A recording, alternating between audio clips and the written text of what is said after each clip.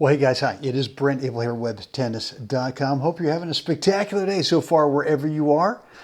And I'm just about to head over to the Berkeley Tennis Club today. Going to play some sets of singles with my buddy Greg over there, the big strapping lefty.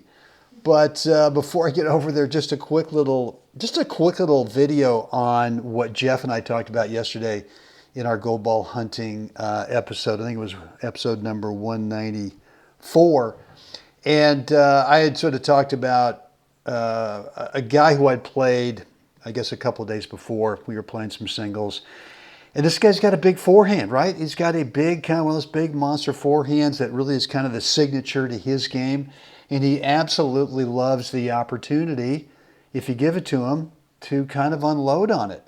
And so if you missed that episode, I just want to give you kind of a quick little recap of what we talked about. And that is that sometimes especially when I'm serving to, so being a righty, if I'm serving to another righty who's got a big forehand, I like to often enough kind of throw out the bait out there, swing them out wide with the serve into the deuce side, and pull them, into their alley over there, but really invite them to unload with that big forehand.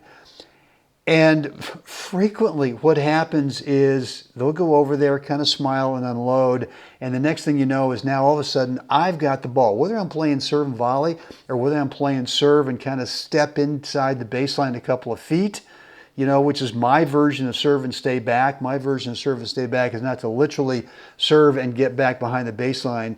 Serve and stay back for me is to serve and end up a couple of feet inside the baseline looking for something short. In this case, probably won't be short. It's probably going to be something that either is going to be, if they unload in the forehand and they don't hit an outright winner, which is not that easy to do, right? You're sort of inviting them to go big with your forehand. Fine, I'll give you that little 1 foot or 2 foot over there cross court. Fine, if you can ding it up the line here inside that corner, which is actually the angle the ball's coming back to me, go for it, right? But worst case is the ball is, excuse me for 1 second here, the ball's going to be probably deep, and so it could be a half volley. I might even step forward and play it as a volley.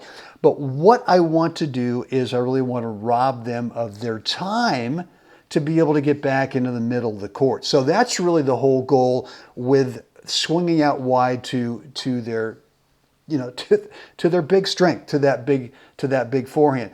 And I know that a lot of players go, well, I better stay away from it. So they're going T with the serve, or maybe they're going to the body with the serve, staying away from it. And eventually that player over there with the big forehand starts to know what's coming. They start to run around and then they tee off. And it's tougher to rob them of their time because now they're right back in the middle of the court, right? So I want you to think about is if in that situation, right, you're a righty, you've got a righty over there with that big forehand, swing them out wide often enough that they feel confident they can go ahead and unload. And then whatever they give back to you, it's a half volley, it's a volley, maybe you're coming in behind it, just throw it into the open court, make them run over there, and then just kind of close down their angles by moving in. I don't know how close you'll get. You might get, I typically get somewhere around the service line, maybe a hair behind it, kind of depends. Maybe I'll get in front of it. But the point is to throw the bait out there to them, to the forehand, invite them to hit it, and then invite them to, now all of a sudden, you've got the ball and they're still hung out to dry and they've had no time to really recover.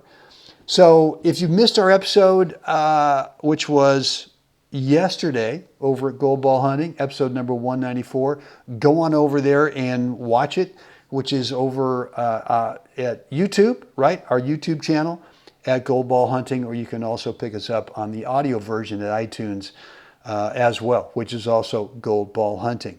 Guys, another thing before I let you go today, if you're struggling at all with your topspin serve, right? Meaning that you're sort of worried, maybe fearful of double faulting, or if you are putting that second serve in, it's just a little cream puff, just going in there and kind of setting up that returner, whether it's singles or doubles to really take advantage of the point. then I want to help you really clean up that topspin serve, kind of take the mystery out. How do you impart the spin to be able to get a nice power bounce out of that service box over there? So worst case, what do? You don't give the return of the advantage. They're going to have to deal with that thing up and out of their strike zone. The way to get access to the course, it's free, but it's private. And so the way you get access, just go over to WebTennis.com, drop in your first name and email address, click the button below that, and you'll get access to that free private topspin serve course. Guys, on that, get out there today. Head on out there today. Help someone else have a spectacular day. And we're going to do this again tomorrow.